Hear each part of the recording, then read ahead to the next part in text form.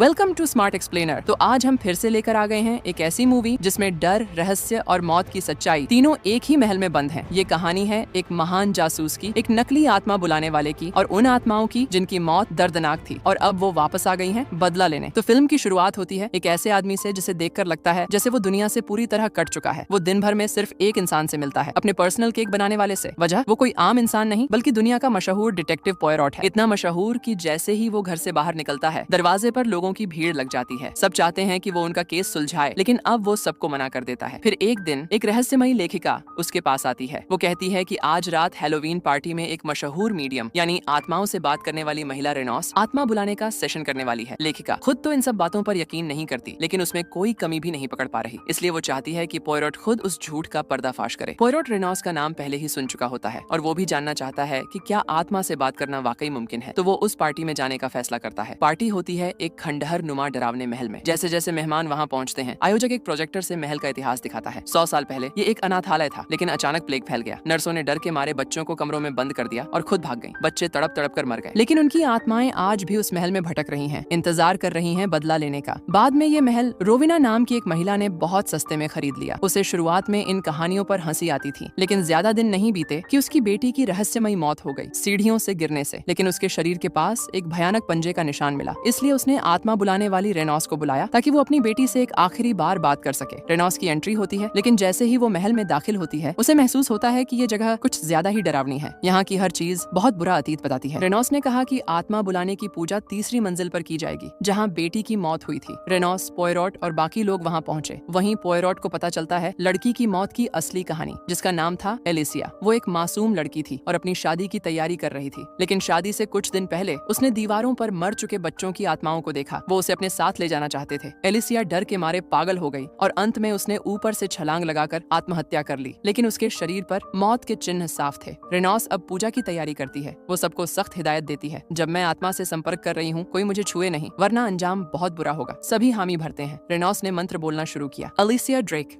I believe it was you who called to me। और तभी उसकी उंगलियां अजीब तरीके से मुड़ने लगती हैं। पास पड़ा टाइपराइटर अपने आप टाइप करने लगता है। सब लोग हैरान रह जाते हैं। उसने टाइपराइटर को छुआ तक नहीं, फिर भी कैसे? लेकिन पोयरोट को कुछ गड़बड़ लगती है। वो अचानक बत्तियां जला देता है और फिर जो सामने आता है वो सबके होश उड़ा देता है। टाइपराइटर को कंट्रोल कर रहा था रेनॉस का असिस्टेंट निकोलस, जो छुपा हुआ था एक पुराने चिमनी के अंदर। चिमनी की राख पर उसके पैर के निशान थे और चाबी के छेद पर खरोंचे भी, यानी सब कुछ पहले से प्लान किया गया था। पोयरोट ने सबके सामने सच्चाई उगलवा ली, यहाँ तक कि ये भी साबित कर दिया कि रेनॉस एक झूठी मीडियम है। वो आत्माओं से बात करने का नाटक करती है। लेकिन तभी रेनॉस अजीब आवाजें निकालने लगती है। माँ, मुझे मत छोड़ो, मैं मरना नहीं चाहती। और उसकी आवाज अब एलिसिया की आवाज बन जाती है, तुमने मुझे मारा, तुमने मुझे मारा। सभी लोग स्तब्ध रह जाते हैं। क्या ये रेनॉस का नया नाटक है या एलिसिया की आत्मा वाकई उस पर काबिज हो गई? और अब जब पोयरोट पर शक की नजरें उठने लगी, रेनॉस ने अपना काला चोगा और मुखौटा उसे पहना दिया। पोयरोट ने विरोध नहीं किया, बल्कि उसने उसी मास्क से आसपास की हर चीज का ध्यान से मुआयना करना शुरू किया। तभी उसकी नजर पड़ी एक सेब पर। उसे कुछ अजीब लगा और वो पानी से भरे कटोरे में सिर डालकर कुछ जांचने लगा। और तभी कुछ ऐसा हुआ जो किसी ने सोचा तक नहीं था।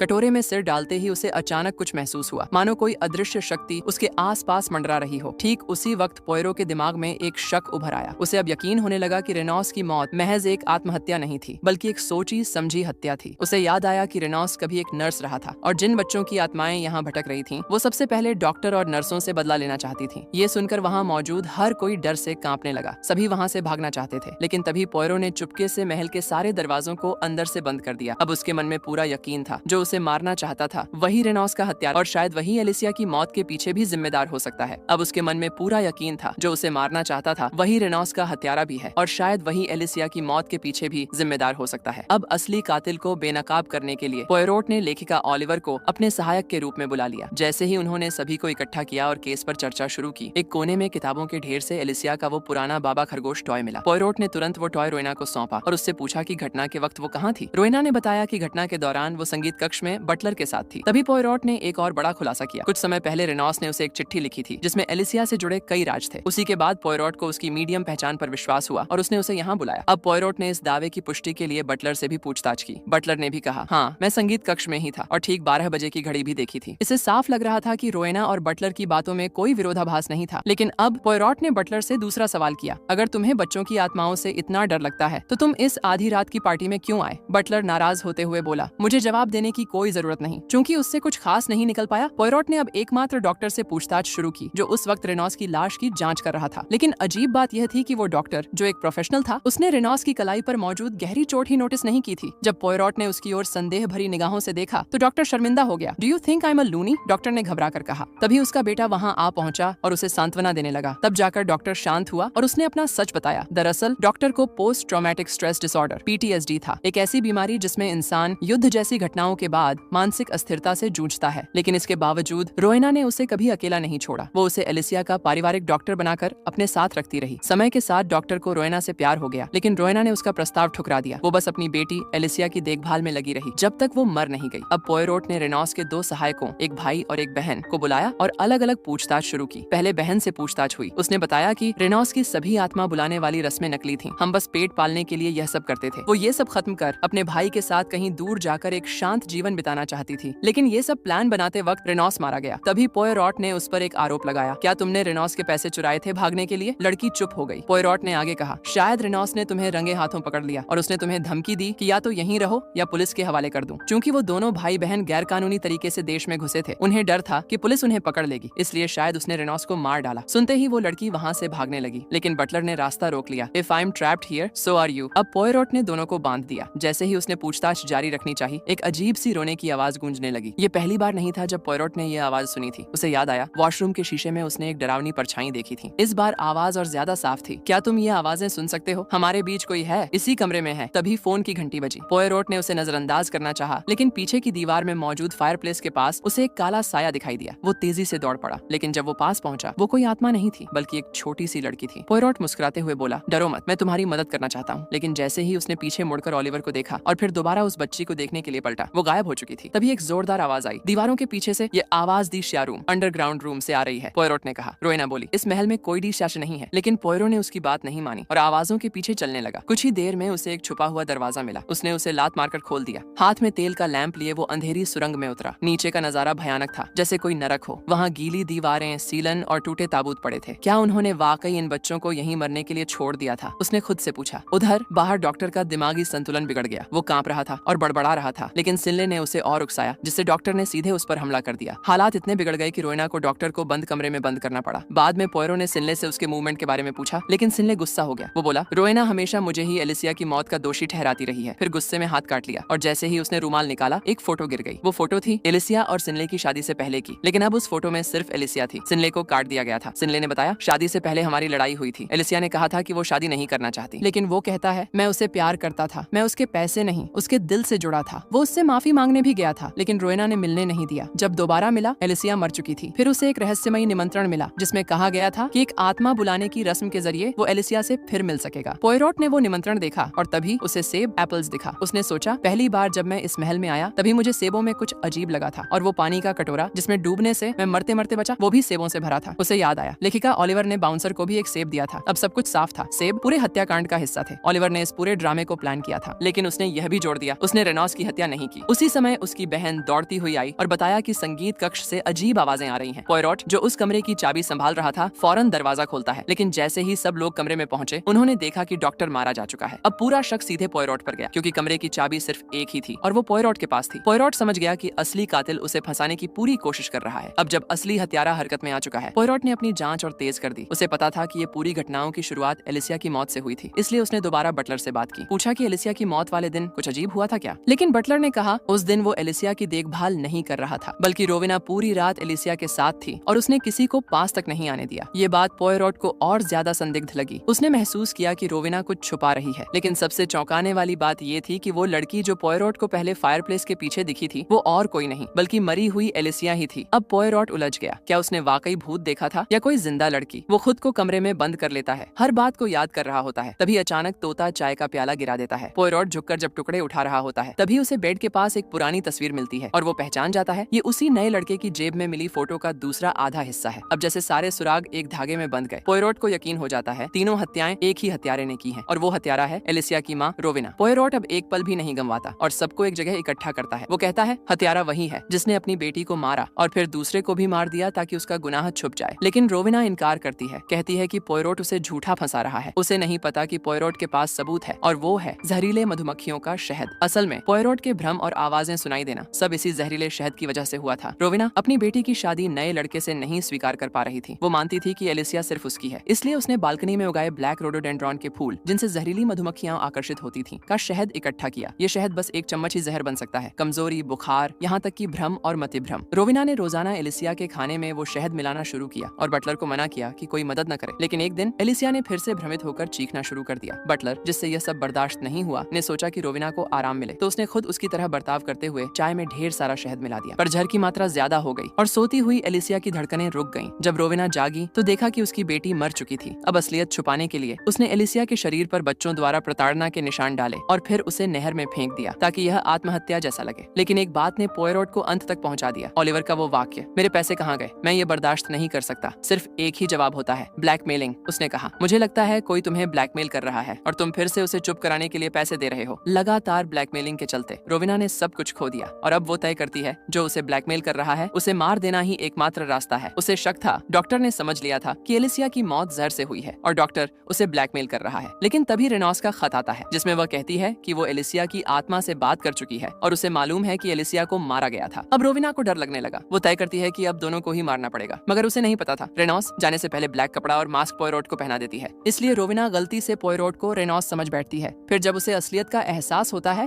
वो ऊपर जाकर रेनॉस को छत से नीचे फेंक देती है। अब जब पोयरोट ने पूरा सच सामने रखा तो रोविना और बटलर कहते हैं वे संगीत कक्ष में एक साथ थे। पर सच्चाई ये थी कि रोविना ने समय को ही बदल दिया था। उसने संगीत कक्ष की घड़ी को बदल दिया था ताकि बाहर के लोग आवाज न सुन सकें और बटलर को लगे कि वो अभी भी उसी समय उसके साथ थी। ये सब इसलिए था ताकि बटलर गवाही दे दे कि वो उस समय कमरे में ही थी। डॉक्टर की हत्या भी उसी का प्लान था और हथियार था संगीत कक्ष का टेलीफोन। जब डॉक्टर का मानसिक संतुलन बिगड़ गया, रोविना ने उसे उस कमरे में बंद कर दिया और चाबी पोयरोट को दे दी। फिर उसने उसी कमरे में फोन किया। तुम ब्लैकमेल कर रहे हो? डॉक्टर मना करता रहा, लेकिन रोविना ने उसे धमकी दी, अगर उसने आत्महत्या नहीं की तो वो उसके बेटे को मार देगी। डर से डॉक्टर ने खुद की जान ले ली। अब जब उसका झूठ सबके सामने आ गया, रोविना भागने लगी। बालकनी का दरवाजा बंद किया, लेकिन तभी उसके मुंह से निकला, मैं उसे जाने नहीं दे सकती थी, वो सिर्फ मेरी थी। और यहीं रोविना और एलिसिया की आत्माएं फिर से मिल जाती हैं। कुछ देर बाद पुलिस महल में पहुंचती है, लेकिन जब पोयरोट जाने लगता है, डॉक्टर का बेटा उसे रोकता है। वो बताता है ब्लैकमेलिंग डॉक्टर ने नहीं की थी, बल्कि उसने की थी ताकि अपने पिता पर से दबाव कम हो। लेकिन इसी वजह से उसकी माँ रोविना ने सब कुछ खो दिया। अब हर सच सामने आ चुका था। पोयरोट ने अपना काम पूरा किया और अपने घर लौट गया। तो दोस्तों, यही थी अ हॉन्टिंग इन वेनिस की पूरी रहस्यमय, डरावनी और दुख भरी कहानी। मैं हूँ स्मार्ट एक्सप्लेनर का दोस्त और आप भी SMT एक्सप्लेनर चैनल को सब्सक्राइब करके एक जिगरी दोस्त बन जाइए ताकि हम सब एक साथ मिलकर इस डरावनी कहानी को देख के आनंद ले सके। फिर मिलेंगे एक नई कहानी के साथ। धन्यवाद।